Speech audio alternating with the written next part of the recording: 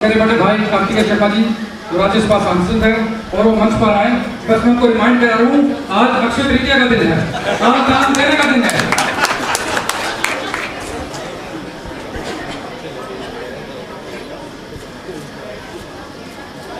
आज अक्षय तृतीया के इस पावन दिन पर मैं आप सबको बहुत बहुत बधाई शुभकामनाएं देना चाहता हूँ।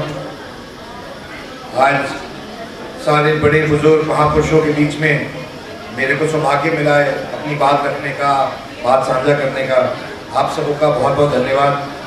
हरियाणा विधानसभा के स्पीकर मेरे बड़े श्री ज्ञानचंद गुप्ता जी, संपूर्णानंद महाराज जी का आशीर्वाद हमेशा मुझे मिलता रहा है, उनका प्यार स्नेह हमेशा आगे भी महाराज जी उम्मीद करूँगा मिलता रहे।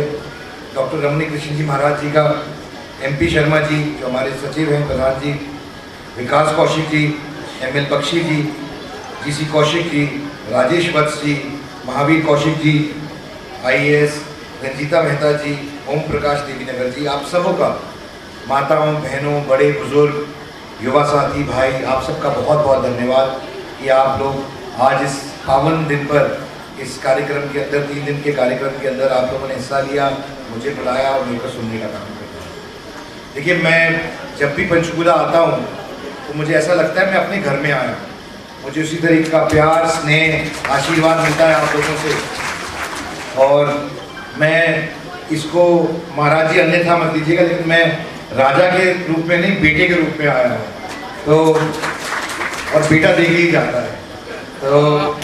तो मैं ऐसे इतना कहना चाहता हूँ कि आज ऐसा समय है और आज मेरा सौभाग्य है कि ऐसे महापुरुषों के बीच में बैठ के ज्ञान अर्जित करने का मौका मिल रहा है, सीखने का मौका मिल रहा है। और मुझे 8 महीने हो गए सांसद बने, लगभग 8 महीने पहले मैं सांसद बना था। और मुझे जब स्वागत समारोह कार्यक्रम हुए कई ब्राह्मण संस्थाओं के द्वारा उन्हें बुलाया, मैं गया, मान सम्मान किया, तो एक बात कई जगह से निकल के आई कि ब्राह्मण समाज थोड़ा नाखुश है, ऐसा सुनने में आता था। ऐसी बात भी रखी गई, मैंने इस बात का संज्ञान भी लिया। पिछले 8 महीने में मुझे माननीय मुख्यमंत्री जी के साथ भी काम करने का मौका मिला, करीबी से उनके साथ उनकी कार्यशैली देखने का मौका मिला, उनकी सोच को देखने का मौका मिला। तो मैं तो आपको सिर्फ ये बताना चाहता हूँ कि माननीय मुख्यमंत्री जी तो तत्पर रहते हैं लोगों के काम करने के लिए, उनकी समस्या सुलझाने के लिए। एक लिंक, एक कड़ी कहीं ना कहीं वो मिसिंग थी जिसकी ज़रूरत थी। इसी तहत मैंने जो चीज़ महसूस की, मैंने तकरीबन लगभग 90 से 100 कार्यक्रम किए, आपके बीच में भी आया, आप लोगों ने भी बढ़ चढ़ के हिस्सा लिया, बड़ी भारी मात्रा में, भारी तादाद में लोग यहाँ से गए परशुराम महाकुंभ के लिए करनाल में। और हमने एक सक्षम तरीके से अपनी बात रखी माननीय मुख्यमंत्री जी के यहाँ। और जब हमने रखी अपनी बात एक संयोजित सशक्त तरीके से, तो हमने 13 डिमांड रखी थी, जिनमें से 10 उन्होंने वहीं स्पॉट पर मन से ही मान ली। ये 10 डिमांड आपकी यही वाजिब है, अभी आप लीजिए। उनमें से 3 कार्यान्वित हो चुकी हैं और कई सारी और डिमांडें जो एडवांस स्टेज पे हैं, जो कि बहुत ही जल्द कार्यान्वित होने वाली हैं। क्योंकि एक बात तो तय है कि मनोहर लाल जी जब कहते हैं तो करते हैं, उनकी कथनी और करनी में फ़र्क नहीं है। पर मैं ये बात इसलिए कह रहा हूँ आज, क्योंकि आज इस पावन दिन के अंदर एक सीखने का विषय भी है। और सीखने का विषय ये है कि क्या किन चीज़ों की वजह से, किन कारणों से समाज पीछे रह गया, उनको समझना और उस पर आगे बढ़ना, अमल करना, ये समाज के लिए बहुत ज़रूरी है। मैं सिर्फ इतना निवेदन करना चाहता हूँ बड़ों से, बुजुर्गों से, छोटों से, सबसे, कि अपनी बात को सक्षम तरीके से, मजबूती के तरीके से, एकता से रखिए। आप रखेंगे और पहुँचाएंगे तो ऐसे हमारा नेतृत्व है प्रदेश में भी और देश में भी, कि आपकी बात सुनी जाएगी और बात के ऊपर अमल भी किया जाएगा। ऐसे व्यक्तित्व है हमारे देश में, मुख्यमंत्री भी हैं, हमारे प्रदेश में मुख्यमंत्री भी हैं और देश में प्रधानमंत्री भी हैं। तो इसलिए मेरा इतना ही निवेदन है आपसे कि जहाँ पर एक अच्छी सकारात्मक सोच को लेकर, एक सकारात्मक सोच के तहत आगे बढ़ने का हम काम करें। हमारी जो भी त्रुटियां रह गई हैं, जो भी समाज की कमियां रह गई हैं, जिसकी वजह से बच्चों का नुकसान होता है या समाज आगे नहीं बढ़ पाता है, उनके लिए हम कटिबद्ध रहें, आगे बढ़ें ये हम सबका दायित्व बनता है, हर ब्राह्मण का दायित्व बनता है। दूसरी बात, ब्राह्मणों का काम छत्तीस बिरादरी को साथ लेके चलने का काम, सबको बांध के साथ चलने का काम, हमारा अकेले चलने का काम नहीं। तो इसलिए हमारे ऊपर एक दायित्व बनता है कि हम सबको साथ लेकर आगे कैसे बढ़ सके, ये भी हमारा दायित्व बनता है और इसकी हमें चिंता करनी चाहिए। मैं जैसे मैंने पहले कहा, मैं बहुत ज़्यादा समय नहीं लूँगा, लेकिन मैं आपसे एक एक्सपीरियंस ज़रूर शेयर करना चाहता हूँ। मैं आज अभी सुबह 5 बजे इजराइल से वापस आया हूँ, टेल अवीव से, और मैं पिछले 7 दिन से एक डेलीगेशन का हिस्सा था।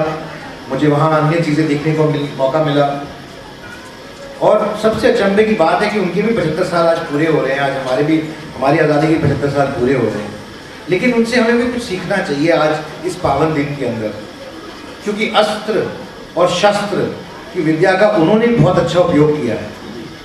कुल मिलाकर 90 लाख की आबादी वाले देश के अंदर, जिनको 2000 साल से अपना मुल्क नहीं मिला था, उन्होंने जाकर ऐसी जगह पर अपना वर्चस्व सिर्फ वहाँ ही नहीं पूरी दुनिया में लोहा अपना मनवाया है।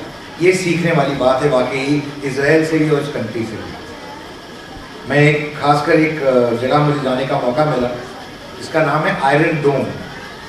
आयरन डोम एक दुनिया का सबसे विकसित एडवांस्ड मिसाइल मैकेनिज्म है जो इजराइल कंट्री ने अपने देश के लिए तैयार किया है, जहाँ से वो कोई भी, क्योंकि उनके तकरीबन 6 ऐसे पड़ोसी हैं जिनसे उनके संबंध अच्छे नहीं हैं, और कोई भी अगर उनको अटैक करता है तो उसको रोकने का आयरन डोम काम करता है। आज मैंने इसलिए बात का वर्णन किया क्योंकि आज परशुराम जी का जन्मदिवस है, और उन्होंने हमारे को सीख दी है कि अस्त्र और शस्त्र किस तरह से और कब इस्तेमाल करने चाहिए। तो एक बेटे के नाते, एक ब्राह्मण के नाते मैं आपको ये बोलना चाहता हूँ कि एक जिम्मेदारी से हमें अपनी जिम्मेदारी समझनी भी चाहिए और जिम्मेदारी से अपनी निर्वहन भी करना चाहिए जिम्मेदारी का। और रही बात यहाँ पर जो कार्य चल रहे हैं, जैसे शर्मा जी ने कहा, उसके लिए लाइब्रेरी के लिए खासकर मैं हमेशा रुचि रखता हूँ बच्चों की पढ़ाई लिखाई में, और अगर उससे कुछ फ़ायदा मिल सके तो मैं अपनी तरफ से MP फंड तो ख़त्म हो चुका है, उसमें तो बचे नहीं है, लेकिन निजी राशि से मैं 10 लाख रुपए अपनी तरफ से आपको, और